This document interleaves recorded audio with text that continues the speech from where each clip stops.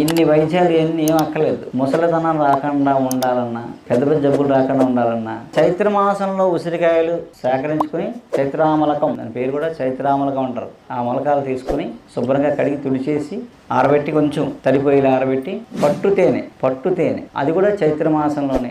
ఆ తేనెలో ఈ ఉసిరికాయలు 65 కాయలు అవి ములిగే వరకు తేనె అదేందా పోసి, ఈరోజు పోసాం కదా, ఈ రాత్రంతా ఊరిపోయాయి. పొద్దున్న తేనె కాయలన్నీ వడపోసి, కాయలన్నీ ఒక పళ్ళెంలో, తేనె ఆ జాడీతోటి. ఇదంతా జాడీలో చేయాలి. మీరు జాడీ కరెక్ట్ జాడీలో వేసి మూత పెట్టుకుని పైన గుడ్డ కట్టుకోవాలి. ప్రతిరోజు రాత్రి పొద్దున్నే చక్కగా జాడీలో కాయలన్నీ తీసి ఒక పళ్ళెంలో వేసి ఎండబెట్టేసి, తేనె కాయలు 2 ఎండబెట్టాలి. అలా ఎన్ని 27 రోజులు, 27 డేస్. ఇప్పుడు ఏమంటే ఒక అమావాస్య పౌర్ణమి అయిపోద్ది అనమాట. ఒక సైకిల్ తిరుగుతుంది అనమాట.